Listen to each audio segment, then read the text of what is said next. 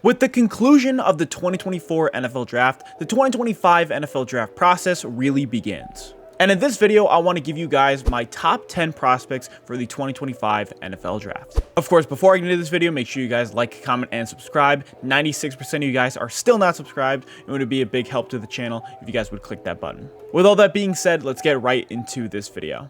Starting off my honorable mentions, I have Benjamin Morrison, cornerback from Notre Dame. Morrison had a stellar true freshman season at Notre Dame with 6 interceptions, and had another solid year in 2023 with 3 interceptions, 8 PBUs, a 60 passer rating allowed, and only 279 receiving yards allowed.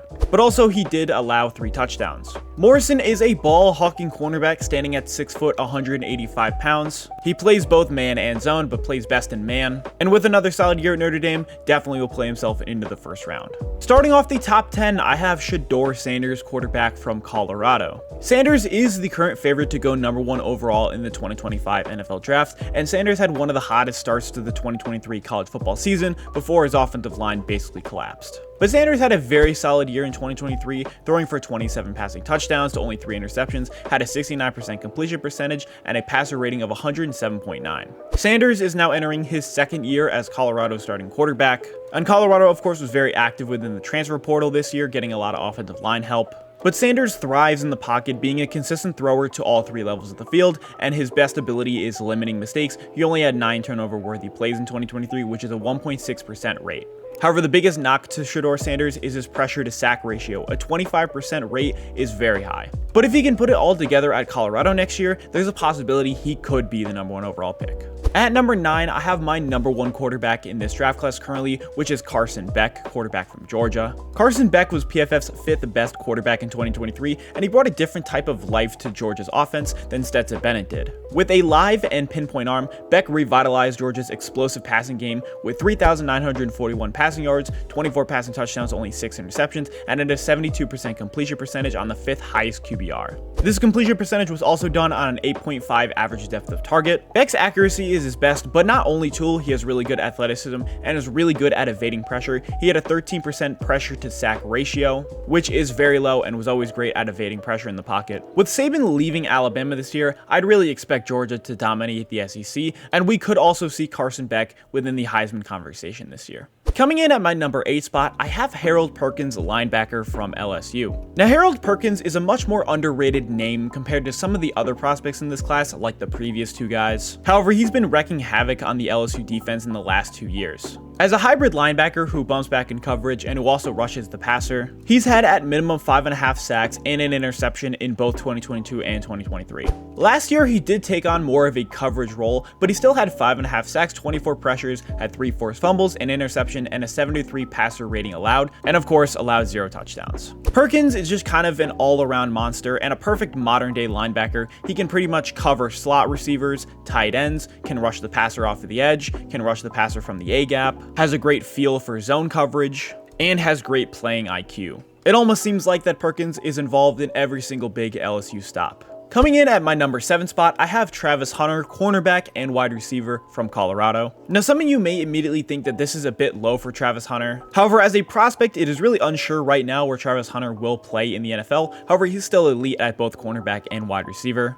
Because he's a hybrid player, in 2023, he played 1,074 total snaps. And at wide receiver, he had 57 receptions, 721 receiving yards, and 5 touchdowns. And as a cornerback, he had 3 interceptions, 5 PBUs, had an 89 passer rating allowed, and did allow 5 touchdowns. As a receiver, he is a fluid route runner who has insanely secure hands. He had 0 catches and 73 targets, has good route running ability, and is good at the catch point. And as a cornerback, he has a unique ability to read the quarterback because he's a wide receiver, and simply will not drop interceptions in his catch radius. However, there are negatives to both positions. As a receiver, he is a bit smaller and limited after the catch. And as a cornerback, he can be beaten on high point balls. And he did allow quite a bit of yards at Colorado last year with 414 total. But if you combine those 2 positions together, you get an elite player in Travis Hunter.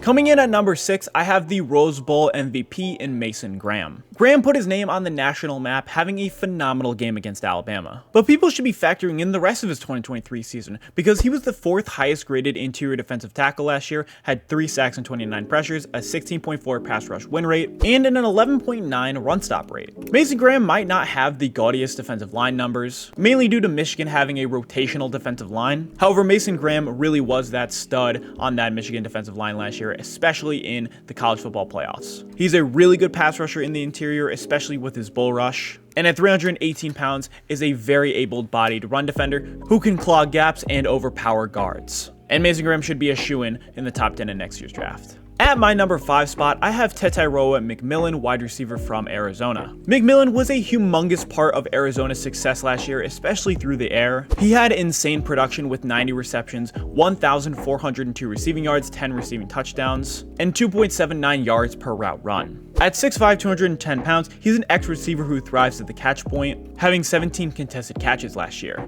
He also has good speed and athleticism, is good after the catch, and has secure hands with only 2 drops last year. With Fafita and McMillan both still being at Arizona, I wouldn't be surprised if they at one point ended up in the top 10 of the college football rankings.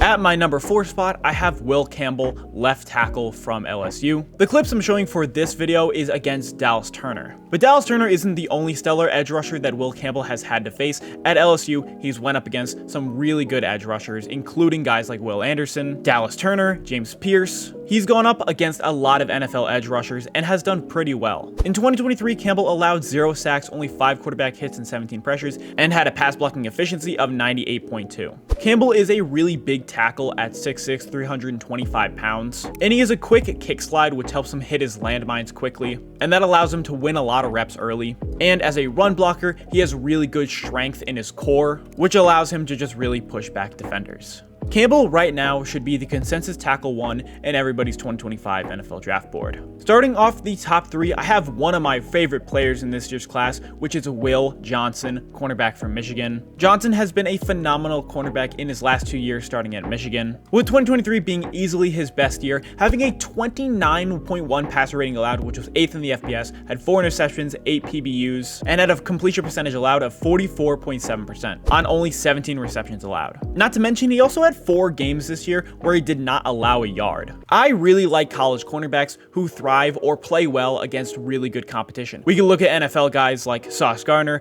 Pat Surtain, Marshawn Lattimore, and Will Johnson should be the next in this group because he went against Marvin Harrison, Rome Odunze, Jermaine Burton at Alabama. And while watching Johnson's film against Ohio State and against Washington, he really battled Odunze and Marvin Harrison. One would get a really good play, and then the other would get a really good stop. And that's also really supported by Will Johnson having an interception in both the Washington and Ohio State game. But Will Johnson is a man coverage first cornerback, and he loves to press guys. I think he is right now the best press cornerback in this class. And he's also a very physical cornerback who's not afraid to tackle and is supportive in the run game. He can be over eager on plays, and that's how he gets beat the majority of the time, but at 6'2", 202 pounds, with all of his skills, I don't really see a ton of weaknesses with Will Johnson's game.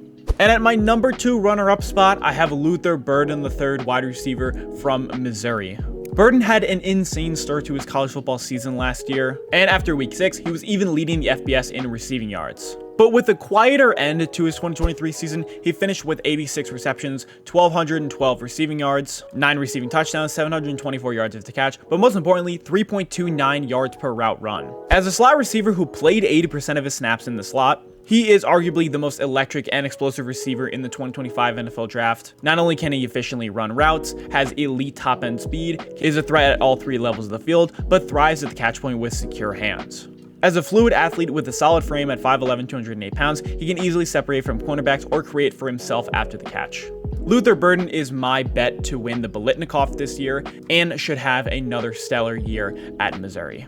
And at my number 1 spot, I have James Pierce, Jr., edge rusher from Tennessee. Whenever I turned on a Tennessee game, James Pierce was always creating havoc. He had 7 games with a full sack or more. He even had a pick 6, which is on the screen now. And he finished his 2023 season with the 4th highest PFF defensive grade and the 3rd highest pass rush grade with 52 pressures, 9.5 sacks, a 21.8 pass rush win rate, the 2nd highest pass rushing productivity, a 6.3 run stop rate, and 2 forced fumbles. which both of those fumbles he recovered. Standing at 6'5", 242 pounds, Pierce flashes the abilities that Will Anderson had coming out of Alabama, with phenomenal athleticism, a really good bull rush, someone who is elite on stunts, an edge rusher with a high motor, and he has top end burst off of the line of scrimmage. I think that James Pierce is the best player in this year's draft class right now, and should also end up as the #1 edge rusher in this year's class if he decides to declare. But that is going to do it for my top 10 prospects in the 2025 NFL Draft. If you guys like this video, make sure you like and subscribe. It helps the channel a ton. And comment down below your top 10 prospects for next year's class, and also some prospects I should look out for. But as always, that's going to do it for me. I'll see you guys in the next video.